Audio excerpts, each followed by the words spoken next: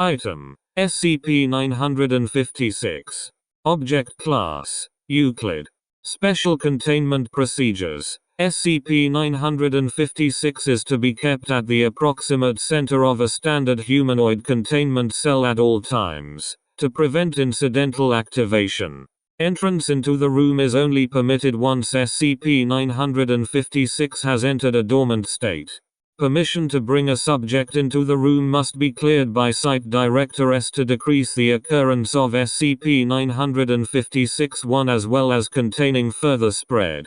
Unless for testing, individuals fulfilling SCP-956's activation requirement are not to be brought within 200 meters of SCP-956's containment area.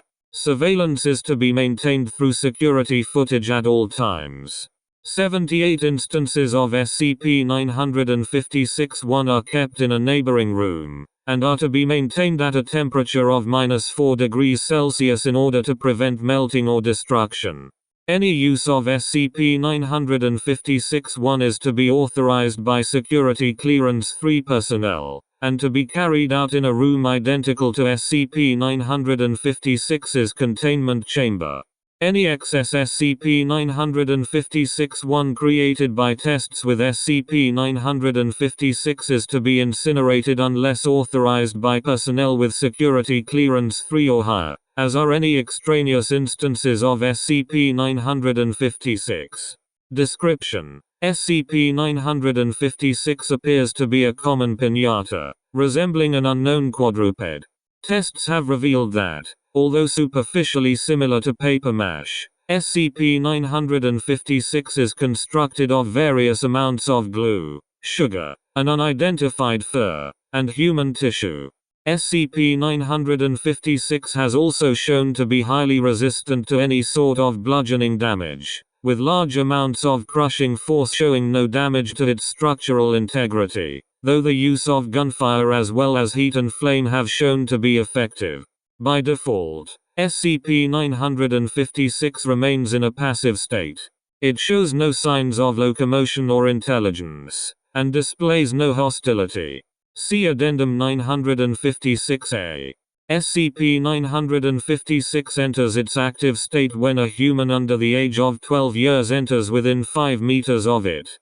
Approximately 7 to 28 seconds after entering the active zone, the child becomes unable to move, holding any stance they had at the time. The victim is incapable of motion or speech, although it remains alive, and its rapidly moving eyes suggest that it retains awareness. SCP-956 moves towards the victim and bludgeons him or her, until the torso ruptures.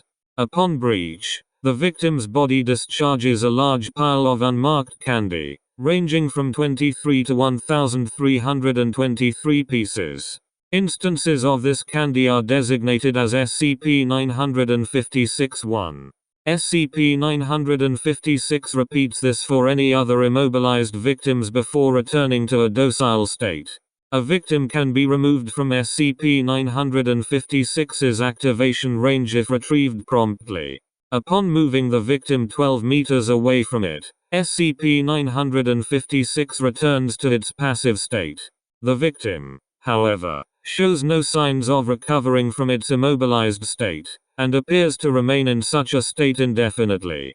Autopsies of unbroken victims show that their body had severely dehydrated, leaving them brittle. Autopsies also revealed that pieces of SCP-956-1 had begun to grow out of the victim's organs, using the tissue as a component. The amount of SCP-956-1 appears to be directly correlated to time spent in SCP-956's activation radius. SCP-956-1's effects vary depending upon the age of the human consuming them.